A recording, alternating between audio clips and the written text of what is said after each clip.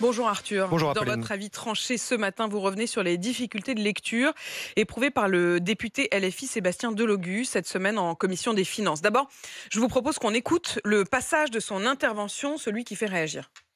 Le fameux en même temps a montré qu'il était ni l'un ni l'autre, c'est-à-dire ni recette pour laisser se gaver les profiteurs de crise, ni dépenses pour priver celles et ceux qui ne sont rien de leur service public. Ce député a été la cible de moqueries et pour vous, Arthur, c'est du mépris de classe. Oui, Apolline, ce matin, je prends la défense de Sébastien Delogu. Le député LFI des Bouches-du-Rhône n'a rien fait de mal. Il a juste mal lu un texte. On peut être surdiplômé et même très intelligent, tout en étant incapable de lire à haute voix. Donc arrêtons ces moqueries ridicules, surtout ceux qui ont ralenti volontairement la vidéo originale, le son que vous venez d'entendre, pour faire passer Sébastien Delogu pour un illettré. Ça arrive à tout le monde de buter sur des mots, même au roi. La preuve, George VI, roi d'Angleterre, bégayait quand il prenait la parole en public, y compris quand il lisait un texte, et ça ne l'a pas empêché de gagner la Seconde Guerre mondiale. Oui, sauf que Sébastien Delogu est député, pas roi, il représente le peuple. Et alors, pour nous, un député, ça devrait s'exprimer correctement et avoir des manières parfaites. Alors ça aide, mais c'est pas une condition pour être élu.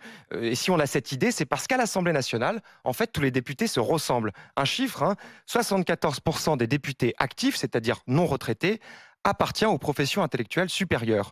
En comparaison, dans la population, ça dépasse tout juste les 21%. Donc vous estimez qu'il devrait y avoir tout simplement plus d'ouvriers à l'Assemblée.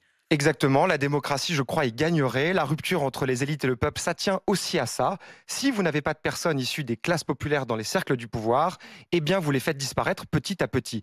Et donc, leurs problèmes aussi disparaissent du champ de vision de ceux qui gouvernent. À la fin, plus personne ne s'intéresse à eux. Dans cette République, il n'y a pas de citoyens de seconde zone. Tout le monde a le droit d'être entendu et pas seulement de loin.